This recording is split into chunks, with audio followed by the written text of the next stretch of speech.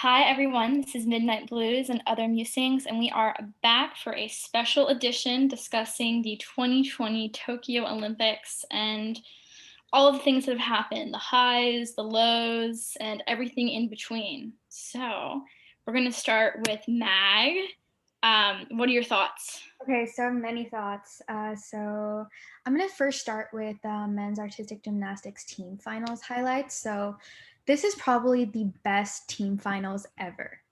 This might be my favorite competition I've ever watched. I'm totally going to go back and rewatch. Awesome. Nikita Nagorny, Arthur, just oh my god, so good, so good, so good. I had such a good time watching it.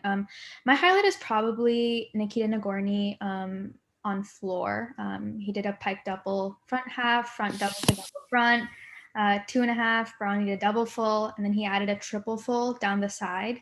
And I think that definitely shocked everyone. And I was so happy when I saw ROC's reaction when It was they. really cute. It was so I cute. was so happy for them. Yeah, it's so cute. So he scored a 14.666, which put ROC 0.103 points ahead of Japan. And oh my God, the reaction of like Arthur, Nikita, David, just so beautiful. I love David Belaevsky so much. Like I such a wonderful gymnast, such a lovely person. Mm-hmm. Uh, and I believe he's team captain, so that was beautiful to see. And also looks like he's going to be competing, or I mean continuing until Paris 2024, which is awesome. I'm so excited about that. It's crazy to think that we have another Olympics in 3 years. Right? Right. Yeah. So some other mag stuff. Daiki Hashimoto, the Olympic all-around champion. I love his gymnastics. I think he's such a star on high bar. Oh my God, he's so good. I was extremely upset about like the media backlash that he's been getting. Have you seen it, Cece? No. Oh my God, just like the most What's the horrific what's stuff. the backlash? He had a bit of like a rough vault. He stepped out of bounds and he still got a really high score. And as a result of that, like, non-gymnastics fans are like extremely convinced that he did not deserve to win. Mm. They're like sending him like tagging him in images of like atomic bombings and stuff, just extremely vile, horrific stuff. He's a Oh my teenager too. gosh. I know it's really gross. It's not that deep. I'm Uh, sorry. That's horrible. Oh I my know it's gosh. horrible. It's so horrible. Yeah, Team USA, they were like doing fine, I believe, until Sam on floor, um, which was to be expected. But anyway, what else? Okay, Arthur stayed alive.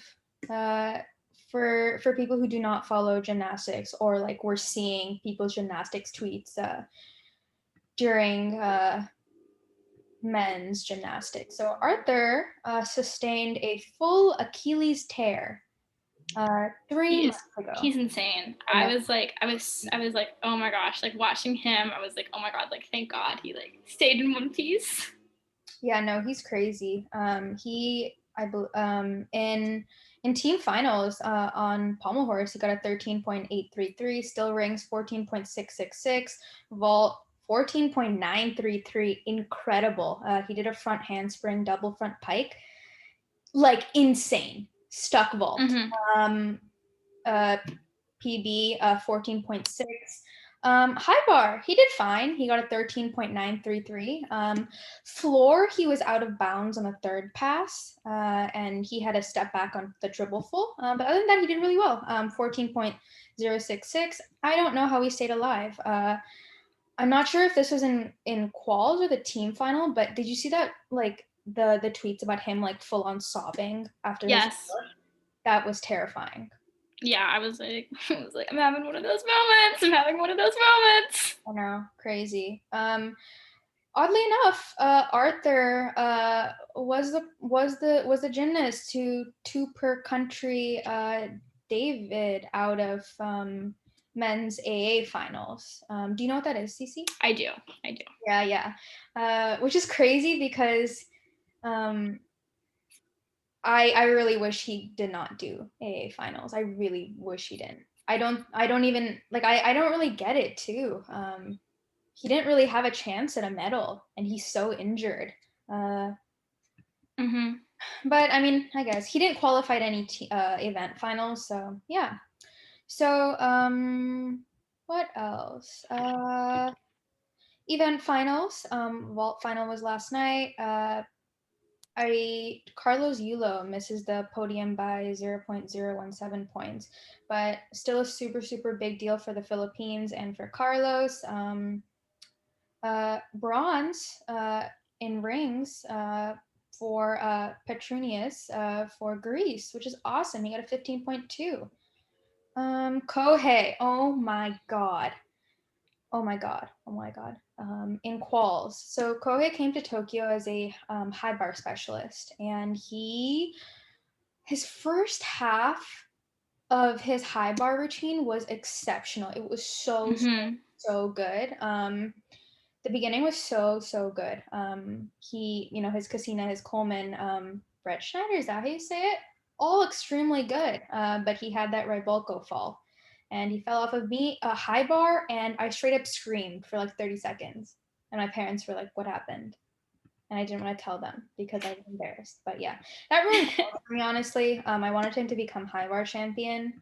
Yeah, I don't know. I'm very sad about that. What else? Okay. Why don't we move on to women's artistic gymnastics? Yeah. Okay. So quals. USA didn't have a good quals. Not at all. Yeah, it was a bad day. It was a bad day. ROC was first going into team finals. I honestly didn't think what happened in team finals was going to happen. Like I was fully convinced the USA was just having an extremely off day, and that like no matter what they were still going to win. Yeah. I was like fully convinced. Yeah, I was like, oh, like it's just an off day. They're gonna come back and like win the whole thing. Yeah. I mean, I'm like definitely extremely happy about the results of team finals because I love all the gymnasts who represent ROC. I love, oh my god, Listy is probably my favorite, I think. I love Galia too. Vlada is also awesome. Lilia's very funny. You've seen her TikToks, right? Yeah. She's so funny. But I was really happy about that. I don't know. I feel extremely bad for Team USA about what happened, but they should, obviously be proud. After all that happened, they should be extremely proud of that silver. And bronze, Great Britain won, which is awesome. I'm a really big fan of that team. I really love the Godorova sisters. They're the twins. They're so cute. Oh my gosh. Yeah, I really like their accents. I'm like, oh my god, like British people are real. No. They're so well spoken. I love hearing them talk. They're so cute. I hope to like see. I hope we see them in Paris. That'd be really fun. I hope so too. So the AA finals, Suni won first. She won gold. Rebecca second, which is so good. I'm so happy for Rebecca. Oh my god. And Galia won the bronze. So Rebecca came into finals with the highest all-around score. So there was obviously a ton of pressure. I was scared. She has gone through hell with injuries, so this is incredible. Also in WAG quals, I forgot to mention Larissa Iodarche. Iodarche, is that how you say her last name? Larissa. She had a decent, beam, but she did injure her ankle again. I don't know if you know about the list of like her injuries, but it's just like insane. That girl has gone through so much. I will actually list them out. In 2012, she had plantar fasciitis. In 2015, an ankle and knee injury. In 2016, rib elbow fracture, rib elbow injury, fractured metacarp, concussion and injured knee, didn't make it to Rio. 2017, ruptured Achilles, had surgery 3 times. In 2020, she got COVID. In 2021, she was hospitalized, got an injured ankle. Her mother died. Thank you to Isbaza G on Twitter for this very extensive list of her injuries. But yeah, so she did qualify to the balanced beam finals, but she did not do the all around. She's my favorite. I love her so much. Mhm. But yeah, I'm like rooting for her. China did not have a good Tokyo. yeah, in women's artistic gymnastics, like super unfortunate. Did they? I haven't like tried the entry list. Do they have chances of medaling on beam or not at all? Yeah, Guan Chen Chen. I mean, so many people wanted to win gold. I wanted to win gold. I love her. I love her gymnastics. Lovely gymnast. But yeah, I mean, OIS came into Tokyo injured, and apparently cannot like just is so injured she cannot do gymnastics, Mm-hmm. which is so unfortunate. Liu Fei, who you might have seen her Shape of You floor routine. It's actually so much fun. It's the instrumental, but I don't know. It's kind of like unfortunate. She was fourth on uneven bars, and honestly, I think that you can make the case that she should have won the bronze instead of Sunisa. Sunisa like missed all of her connections on uneven bars, and like I don't even think she thought she was going to medal. Mm-hmm.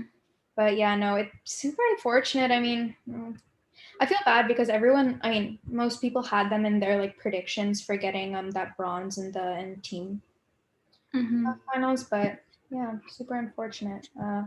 How do you think? I mean, it was announced today that Simone is going to compete in beam. How do you think that event will go for her and for like and anyone else who's competing in the final? Well, so I did see that she's not going to be twisting, which is definitely a good thing. Yeah.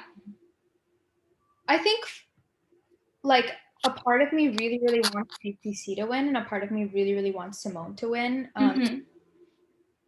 Both for like redemption reasons, honestly, like for both of them, because China is not like it's been rough for Team China, and it's also been extremely rough for obviously for Simone. And I don't know how to say this, but I really want people to lay off Simone. And like Mm-hmm.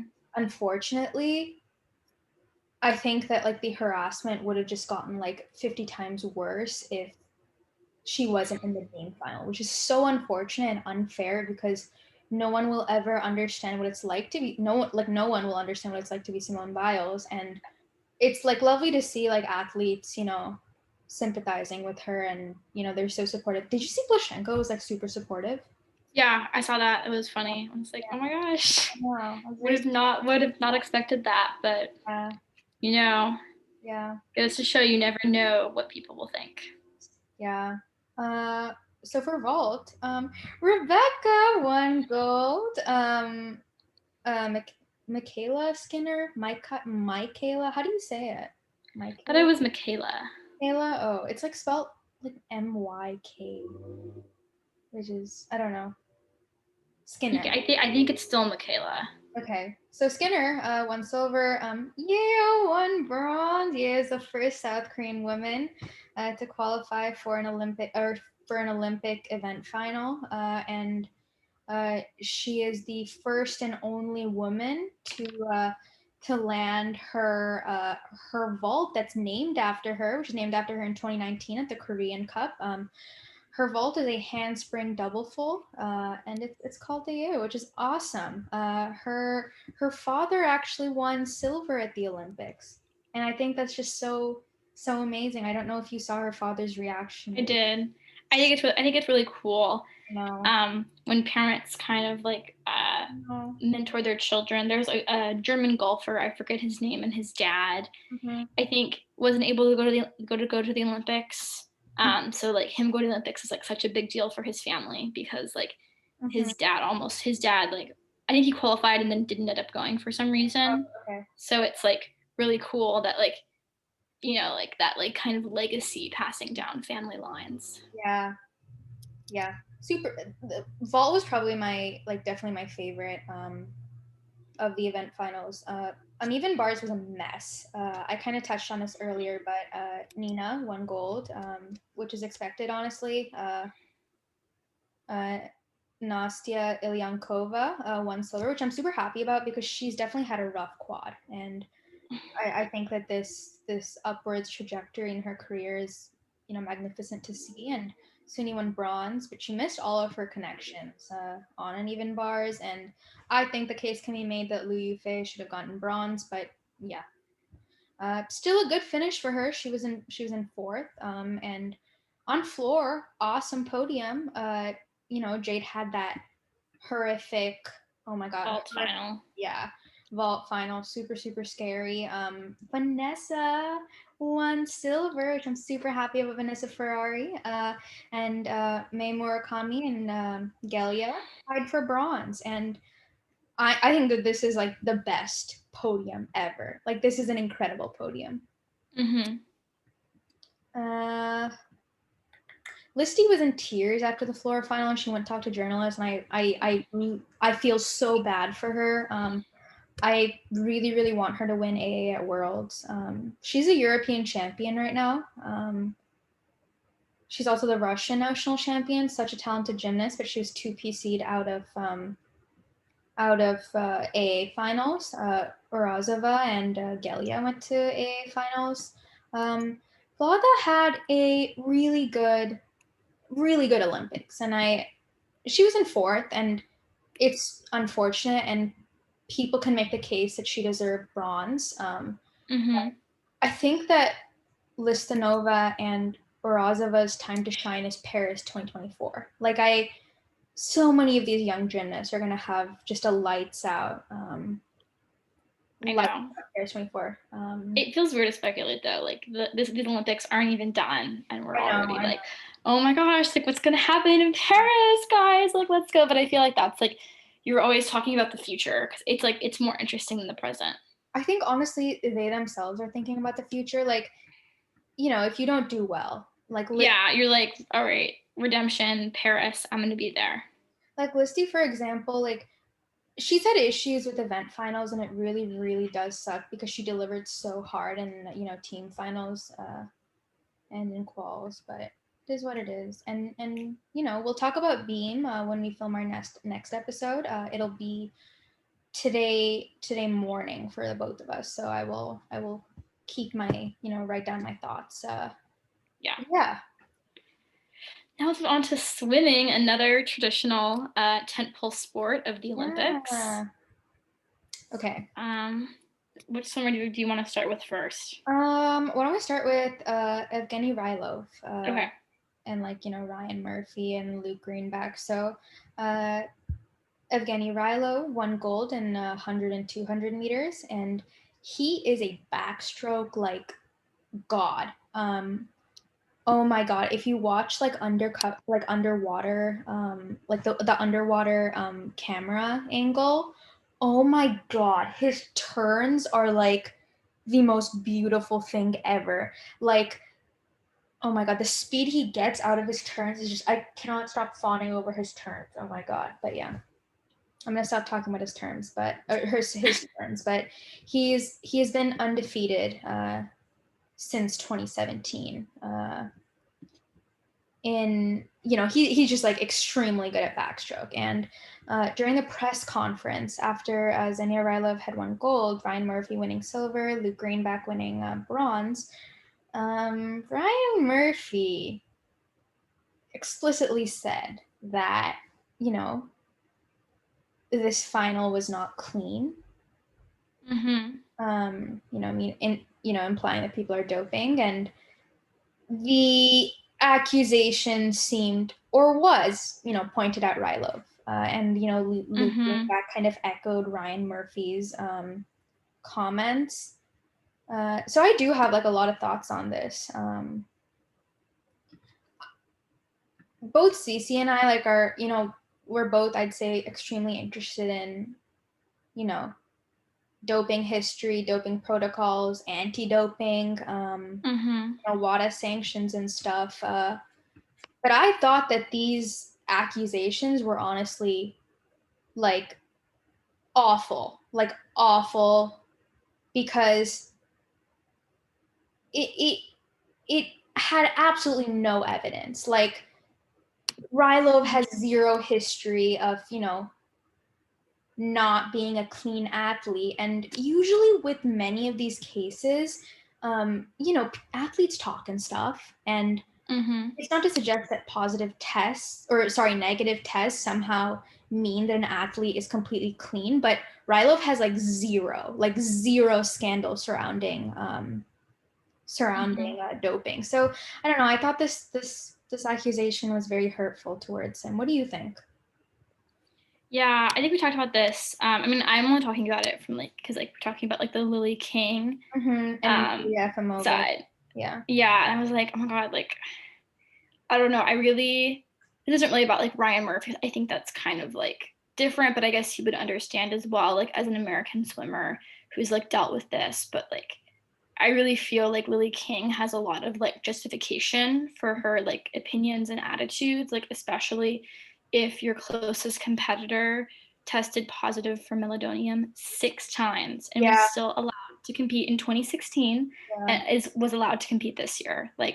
I don't know. I feel and also these athletes know more than we do. I think we do have to take that into consideration, that obviously from an outsider's point of view, Yeah. and my own personal opinion is that it was completely unfounded, but they might have evidence that or know stuff that makes them very certain. So it's hard to make a decision. So thank God I'm not the person that has to make the decisions over who gets to compete and who doesn't, because I would be terrible at it. I will say I think that most people I think non-swimming fans are actually latching on to Ryan Murphy's comments, and especially USA fans who watch swimming every 4 years. They're commenting extremely rude stuff on all of Rylov's videos on YouTube. But yeah, Cece's definitely right. I do think that the comments were unnecessary. I think that this was a very he was upset about getting silver. That seemed super clear to me. And I think that this is distinctly different than Lily King and Yulia Efimova, because I think that what happened to Lily King was extremely unfair, but this just seemed like you've been competing, against Rylov since 2017, and you're making these comments now at the Olympics. You won silver. But yeah, I mean, yeah. Have you seen his cat mask? I did. It was very cute. No, it's so cute. He has 6 cats apparently. And his whole family, they picked him up from the airport today and they all wore cat masks. So cute. Yeah. Okay, it's Katie Ledecky, the queen of of swimming. So she won her 2nd Olympic gold medal at this year's games and her 7th overall, because she had that big rivalry between Ariane Titmus in the 800 freestyle, and then she won the race.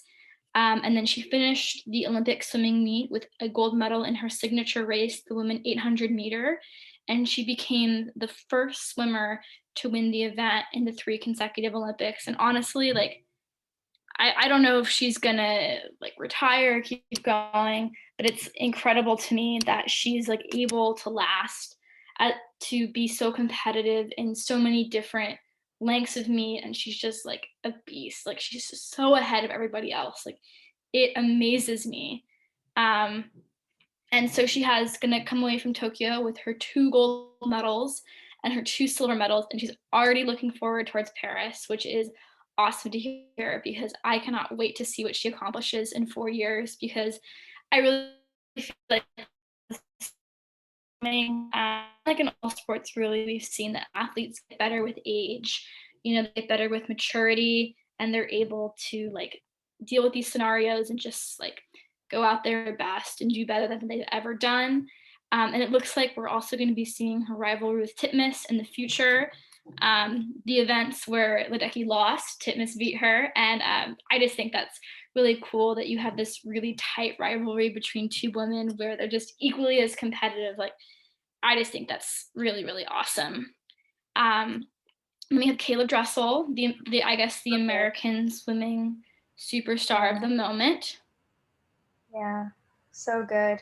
He won gold in the men's 100-meter butterfly, men's 100-meter freestyle, and the freestyle relay, and the medley relay, and the 50-meter He's so good. freestyle. He's So, so good. yeah, incredible. Again, if you follow swimming, or even if you don't, underwater camera angles are the best thing ever. Like, I honestly don't like aerial angles when I'm watching swimming, because I love to see how swimmers are moving underwater. And Caleb is literally a dolphin. And NBC like did a comparison of like him neck like with a dolphin or whatever, and it was just like the cutest thing.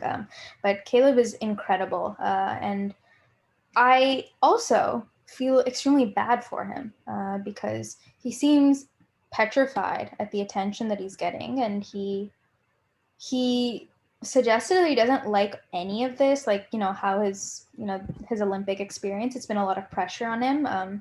He's apparently like a really quiet person, and the Olympics have been a lot for him. And we're going to talk about this later in today's episode, but Michael Phelps, he's been extremely open with his history of mental health issues, and I hope people are not, people are going to put a bunch of pressure on him, but I hope people don't, to the extent that they did for Phelps. Yeah. Like, I don't know, it just like reminds me a lot of there's an article that ESPN did about Michael Phelps in 2016 where like he really talked very openly about his struggles and how much he hated swimming.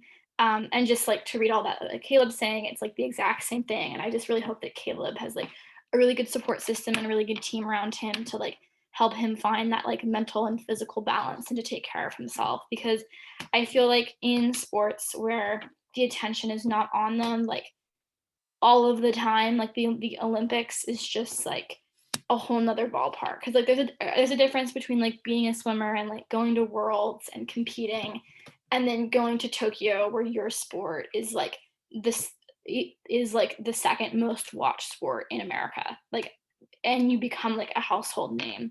Like it's just that mental pressure is just so different, and there's no way to prepare for it, and it's like so difficult to deal with. So moving on to tennis at the Olympics. Andrei Rublev and Anastasia Pavlyuchenko from ROC won gold in mixed doubles. I think they're adorable. I love them a lot. Novak Djokovic lost to Zverev. Sasha Zverev. Is that how you say his last Yeah, name? Zverev. Yeah.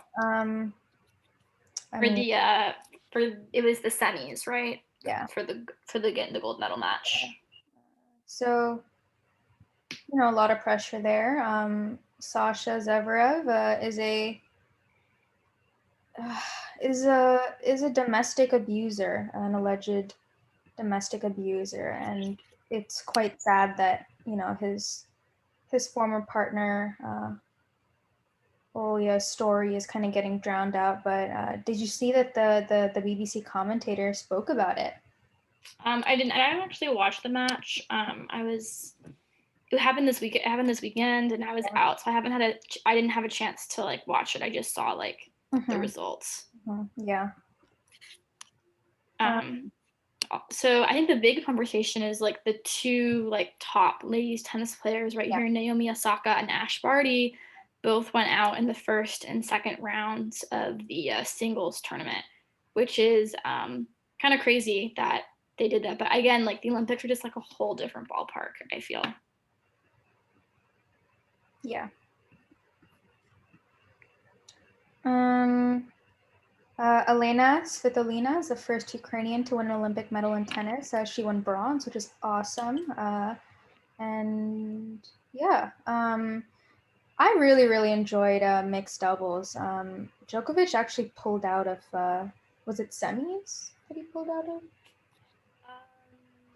No, it was the bronze medal match, because what happened was Ash Barty ended up getting the bronze medal in mixed doubles automatically because the Serbian team withdrew. So I'm really happy for Ashley that she ended up getting a medal at the Mhm. Olympics. Maybe not the way she wanted to Yeah, because yeah, her opponent withdrew, but I mean, she's probably my favorite women's tennis player at the yeah, moment. So I was really happy to see that, like, hopefully this will boost her confidence for the US Open, which is yeah, only in a couple weeks. yeah. Who else are you looking forward to seeing?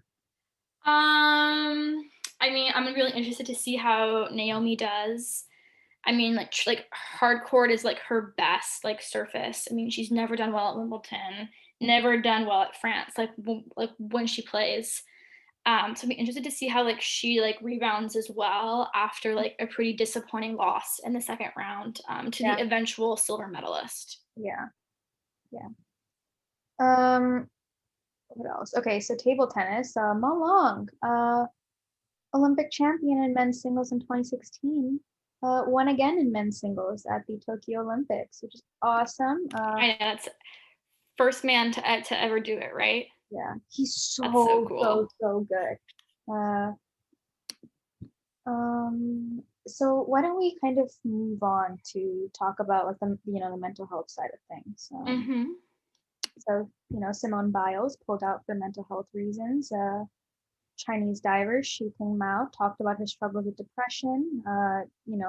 She won gold in Tokyo for the 3 meter springboard, but talked about how she wanted to quit last year, and she works with psychologists and psychiatrists to take care of her body. And Michael Phelps has also obviously been extremely open about his struggles with mental illness, and he did hate swimming for a period of time, and we all saw the amount of pressure that the USA put on him. Mhm.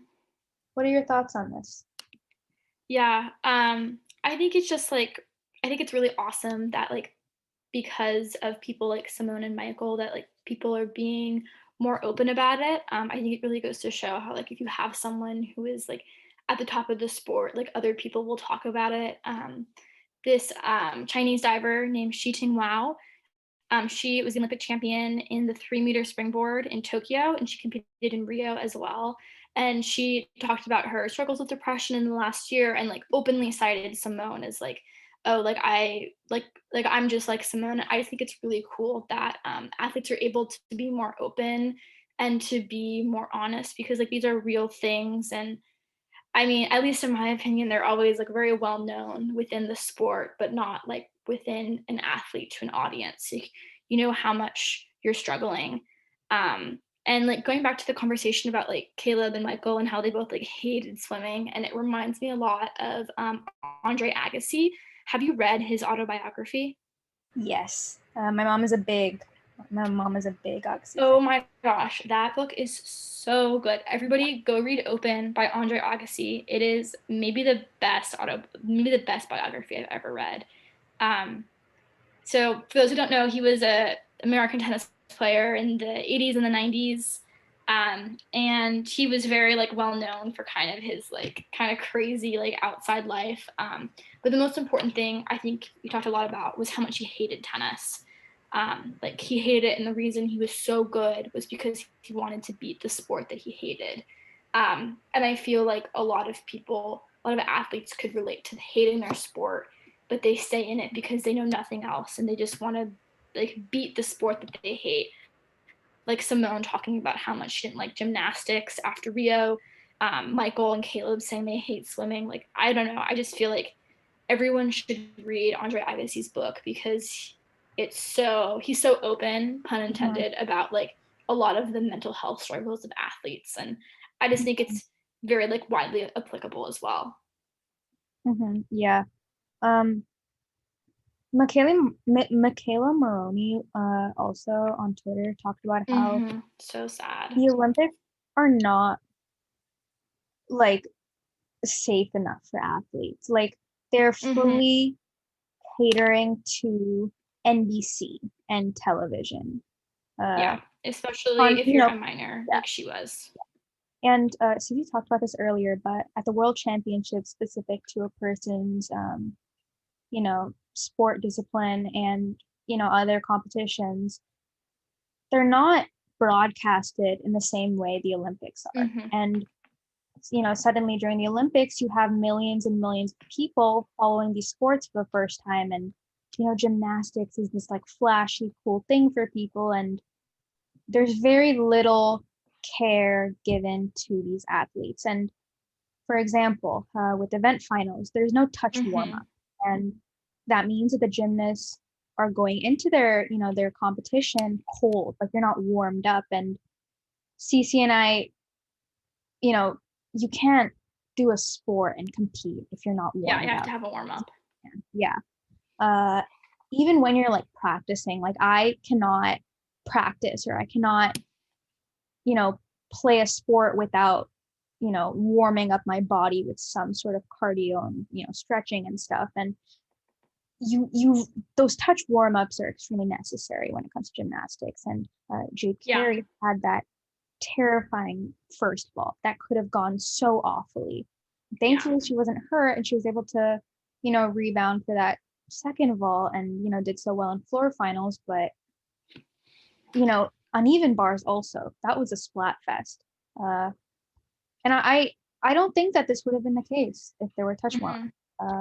Yeah, I feel like we're speaking like very broadly in like a gymnastic sense, but I feel like it applies for Yeah. like all the sports in terms of. But I think you also have to recognize that like not all sports are as like televised as gymnastics in terms of getting that specific time, and they're Yeah. really worried. So I feel like it's very like different. Like as someone in a sport like not like gymnastics, the amount of the lack of attention is sometimes freeing because no one cares, you have no eyes on you and you just do your thing and that's it.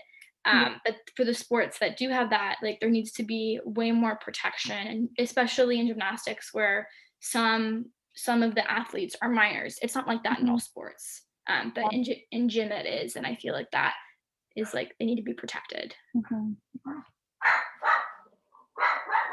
Aw, hello, Cece dog. Oh my gosh, sorry guys, my Oh dog is no, hello, dog. going off.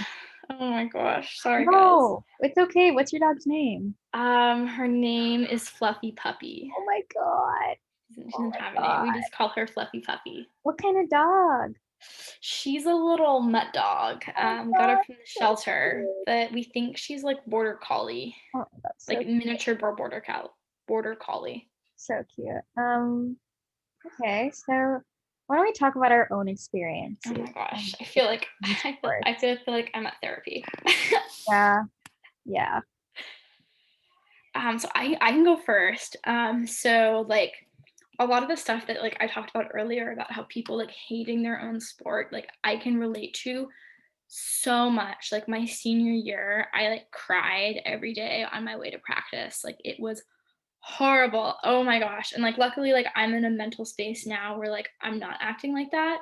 Or like those aren't my emotions and feelings. But I was like that for a very long time. And when you are in that space, like you genuinely don't know, you hate what you're doing, but you don't know how to quit because you don't know what to do in life without it. And I feel like that's just like a very conversation that's had a lot, but like a lot of discussion, but no like actual change in terms of transitioning elite athletes to their like post competitive lives. Because if you're unable to quit, you're unable to live life without it. And it's just like, I don't know. I just like felt like that my entire life about my sport is I'm just like, I was unable to quit. And like, especially like my senior year of high school, like that was just like such like an overwhelming opinion was that if I quit, I would be a failure. And I feel like I don't know what my decision would be like now in my mental space, but like that's how I was feeling. And I don't know, I feel like every athlete has suffered with some form of depression, or some kind of like mental health issue, just in my experience. And it's really sad, but that's just how it is, unfortunately. And there should be better efforts made to allow people the resources to deal with it and find that mental balance like I was able to. Yeah. Similar to what Cece said, like growing up, I was kind of just put into a bunch of sports. Me too. and I'm also a dancer, so I was, you know, I was doing the sports thing, and I was also doing the dance thing, and it got to the point where I would just like lie to get out of practice. Like I didn't want to go. I was miserable. I would do that too. Yeah, I was miserable. I would do that too. And the major issue that I had was when I was a sophomore in high school, because that was my first major injury. If you listen to our interview with Tanga, I talked about this, but I mean, I couldn't run for like 8 months. I couldn't do anything.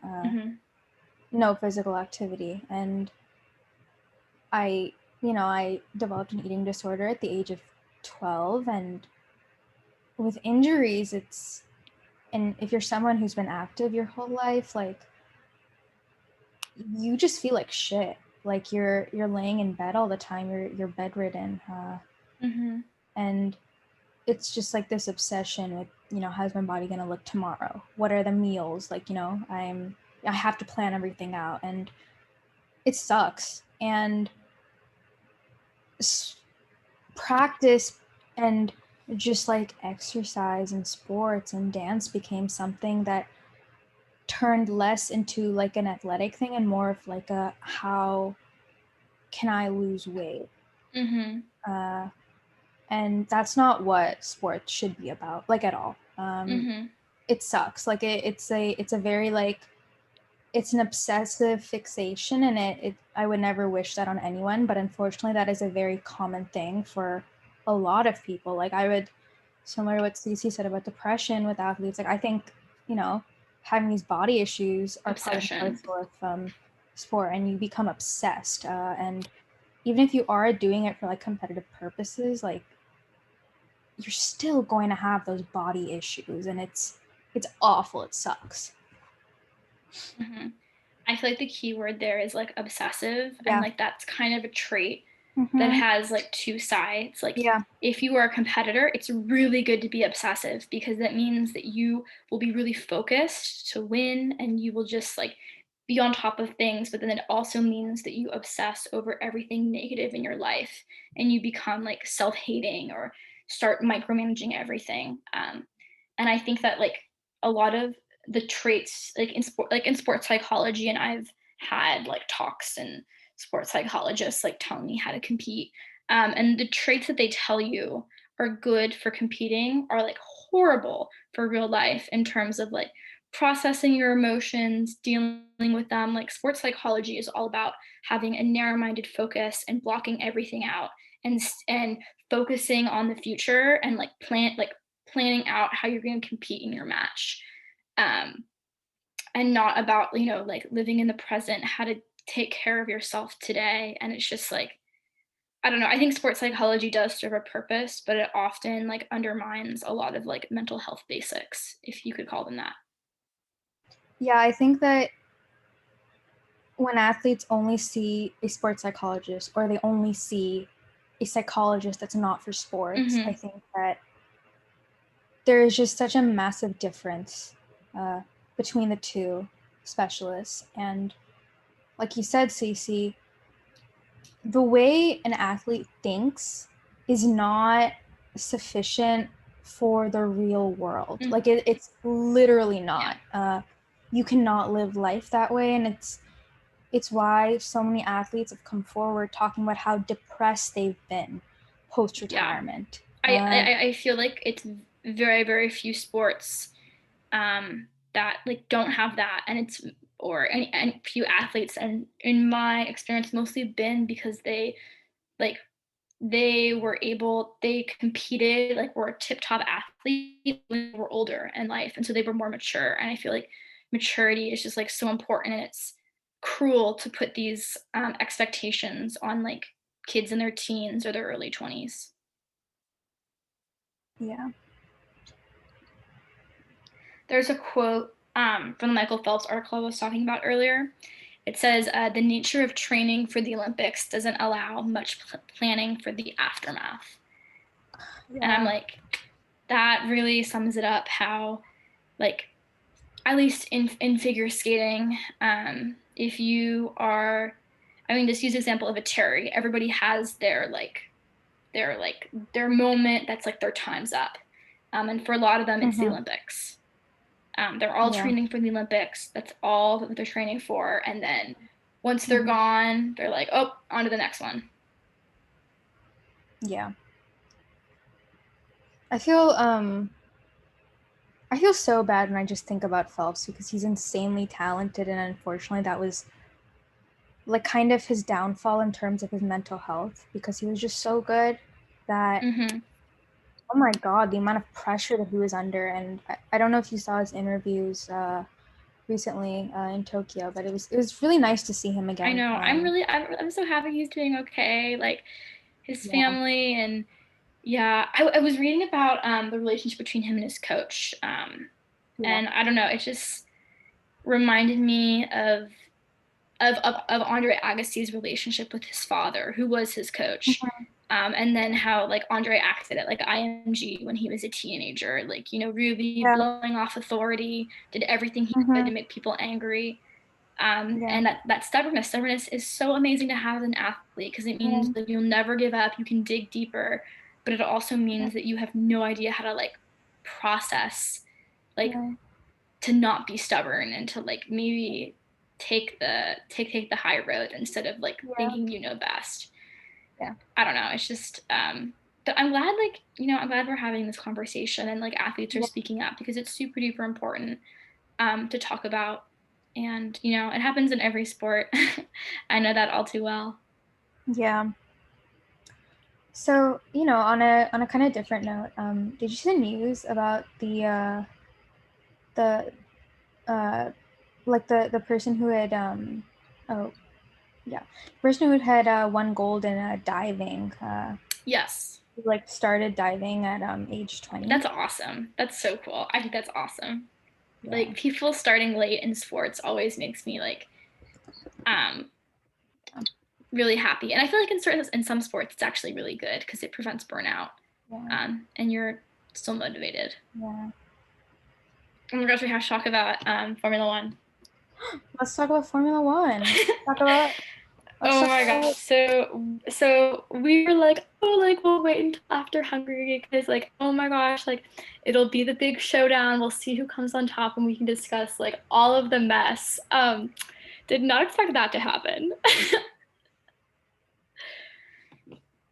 But yeah. So why don't we talk about Sebastian Vettel? Oh my gosh, I like Aston Martin is on my hit list right now. I'm like, how did you? Oh my god! In fact, there is over a liter of fuel in the car and they can't get it out. That was my 13th reason. Yeah, that was extremely bad. And also it sucks for Aston Martin too, because Lance Stroll DNF, so they got no points this weekend. Yeah. Yikes. Yeah. And Ferrari is like treating Sebastian as like Voldemort. Oh my god, like he who shall not be named, or the driver who plays second. I'm like, that he did not deal with you guys for 5 years to be treated that dirty. It was awful. Man, oh man. Yeah. Super happy for Esteban though. Like that's oh my god, I'm so happy for him, especially like from the beginnings that he's had, also because Formula One is such a rich person. I know. It's just so nice. Yeah. And it's crazy to think he is like the third like new winner we've had in the last year, which is like crazy to think that like, because we had Pierre and then Checo and then now Esteban are all new winners. I don't know. I think it's fun. It's nice to have more people in contention versus like, I was gonna say Mercedes domination, but we're apparently still in that. So gosh.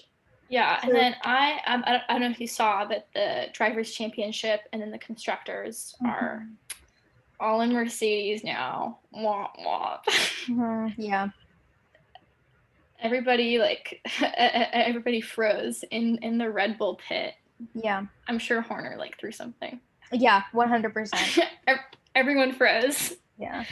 No, and I feel so bad for the Red Bull PR people, like the work they've probably had to put in the last 2 weeks with like all the Silverstone stuff. Like, I hope they get a raise. I hope they get a raise.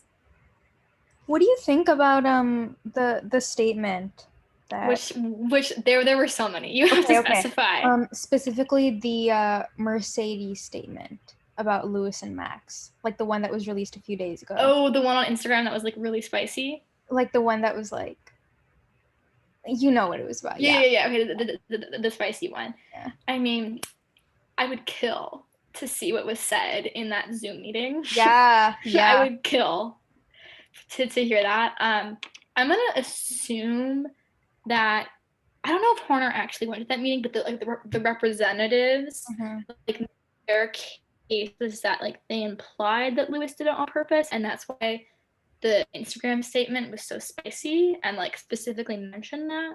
Yeah. That's my theory. I think it's true, but I have no evidence of it. Okay. I mean, as someone who enjoys drama, I am living for this. Yeah. It's nice to have some drama. I'm like, you know, like oh my gosh, like what's gonna happen next? It's like a TV show, but like it's real life. So I'm excited because I like every like Max and Lewis like interaction. Like I'm just dying to see it. There was that video that like went viral on Twitter where Lewis and Max pass each other and they give each other oh my god, yeah. look. Oh my god, incredible. My favorite part is how like Valtteri is like in front of Lewis, but he like turns around to like see how they interact. Yeah. I'm like, me too. But yeah, we're going into the summer break now. I guess Spa is in a month, and that's going to be interesting because it's all tied up for all intents and purposes. Yeah. Red Bull's a little bit below, but it's not significant. Yeah, it's who do you think is? We'll do some predictions now. Who do you think is going to win at the end of the year? I think Lewis. You think Lewis is going to win? Okay, yeah. I'll say Max then, so we have like 50-50. Okay. Is that who you really think will win? I don't know. I think Lewis is going to win though because that man's luck is like unreal. Yeah. I'm like, well. Can I get some of that hashtag blessed? Yeah. How do you think Sebastian's going to do? God knows. Oh, Sebastian. Oh, I don't know. I think he could crack. Okay. Oh, Ceci is frozen. I can hear him. I can hear her now.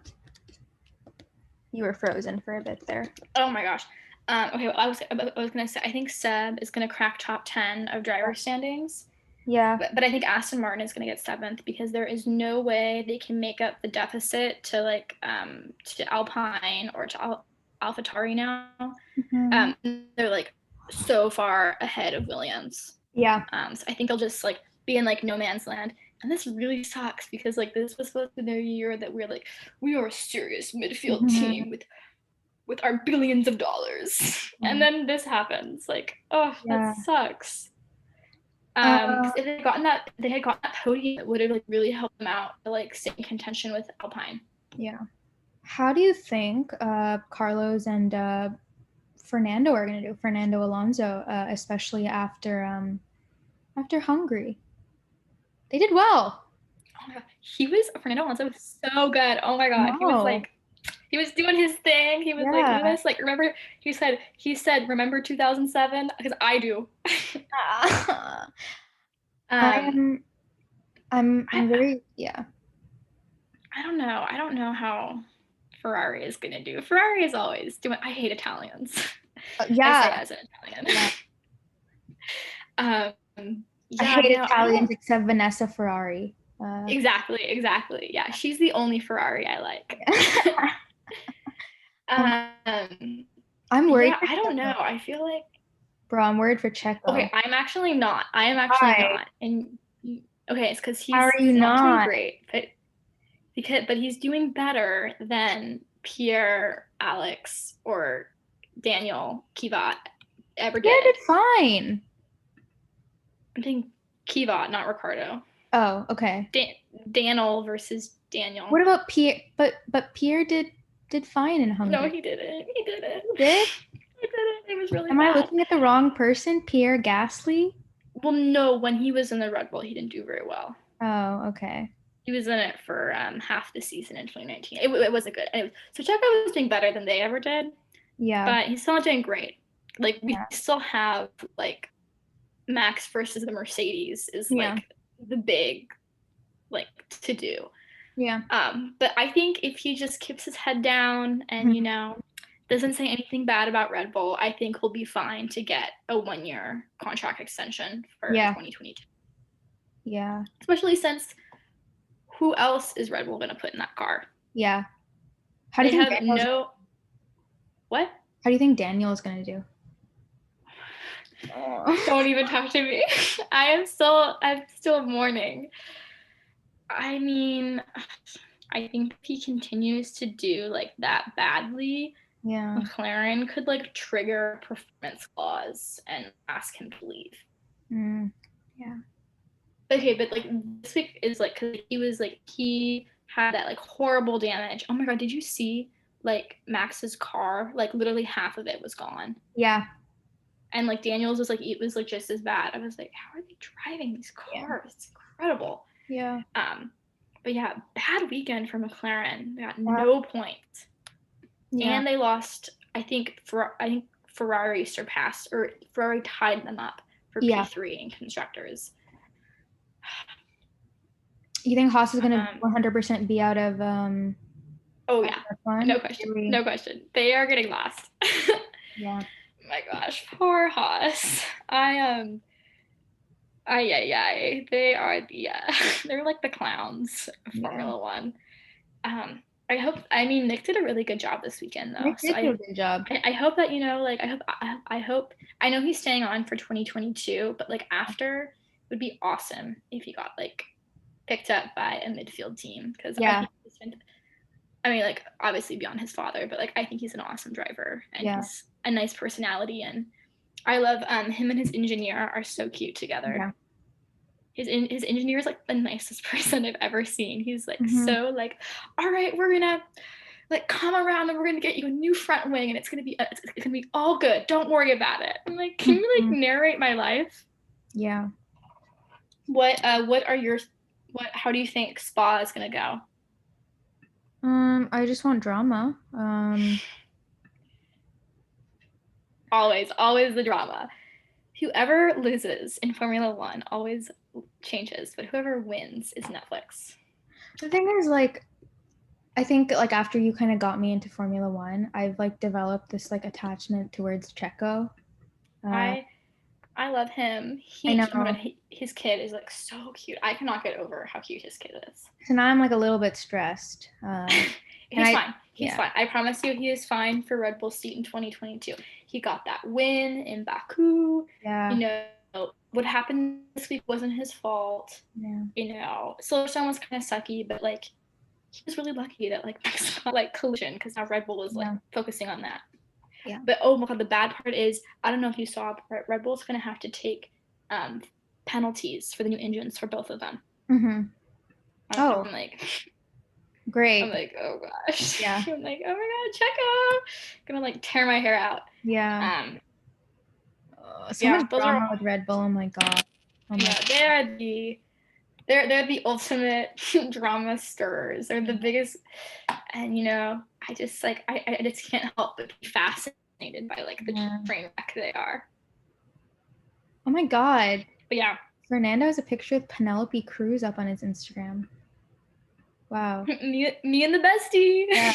Wow, that's incredible. But yeah, also, if anyone listens to this podcast and they dive, can you like help me pull a Krista Palmer? Even though I have 100 times less athletic talent and skill, because she's incredible. But she's a diver that started diving at age 20. I really want to learn how to dive. Girl boss. Huh? Girl boss. Yeah, girl boss. I really want to learn how to dive. I'm like, she's like an inspiration to me now. So yeah, please let me know.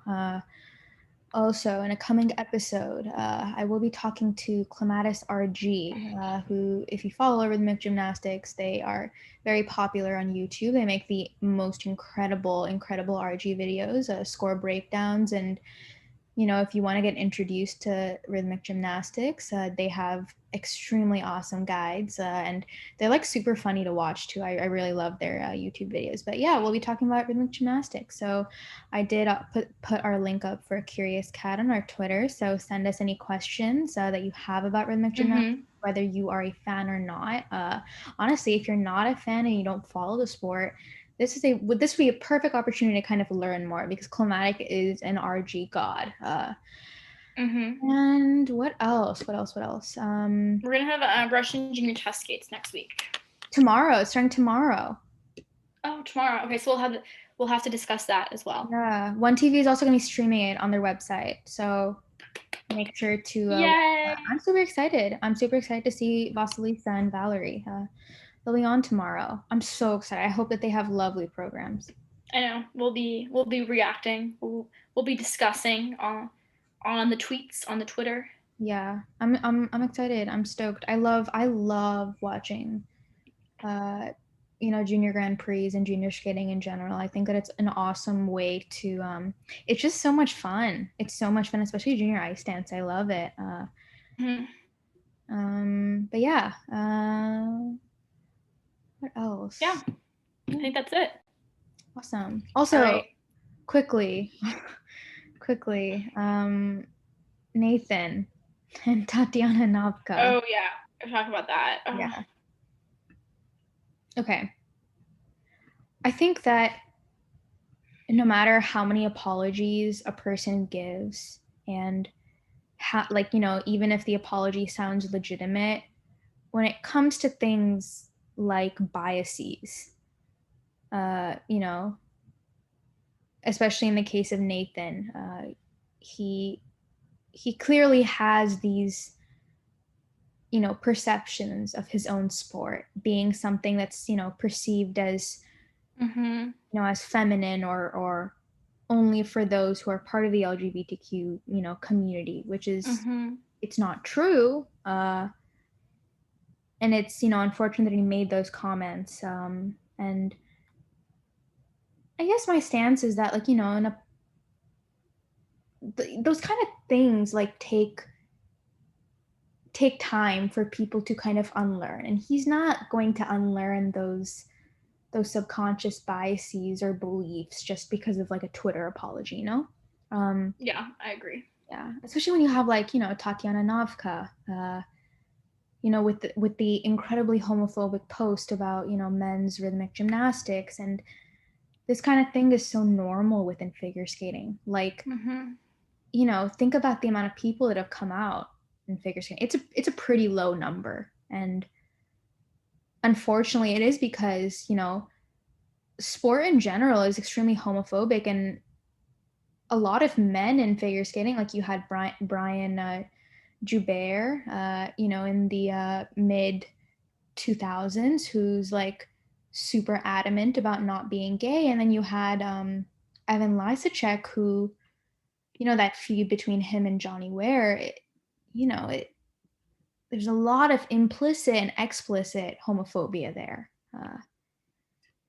So I hope that he learns and grows, and I think that Tatiana Navka is not going to learn and grow from this. There's no apology there, and she believes what she believes, and it's disgusting, honestly. There's nothing. What are your thoughts, Ceci? Yeah, I agree. I'm trying to remember. We were talking about this, and I remember I said something that I liked, and I wanted to repeat it, but I couldn't remember. But yeah, I think it's a discussion worth having about how people view the sport of figure skating, and I definitely think that he isn't wrong, and that people view it as feminine, which is honestly a shame. But I don't think people should be ashamed of it either. Yeah, that makes sense. Oh yeah, totally. And I feel that's where a lot of disconnect occurs. Yeah. In terms of perceiving something, and perceiving something as true, and how you feel about it, and how you respond to it. Totally. exactly what you hit the nail on that, especially when it comes to his, you know, his comments about, he verbatim spoke about, in quotes, homosexuality being kind of like the norm in figure skating, which is, that's obviously his perception. It's not, necessarily true, especially when you think about the ratio of skaters who have come out as, part of that, part of the LGBT community. So that, that disconnect exists, and unfortunately, that's how a lot of figure skaters perceive the sport, and that's also how outsiders perceive the sport. And I think that unfortunately it also is the responsibility of athletes in that sport to kind of dispel those sort of um notions. But the way that Nathan tends to overcorrect with, like, the costumes and the music and that sort of thing is, it's not right, if that makes sense. I agree. Yeah. But yeah, thank you all for listening. Thank you so much for listening, everyone. Yeah, bye. Thank you, Cece. Also, Goodbye. bye, Fluffy. Talk to you guys soon. Bye.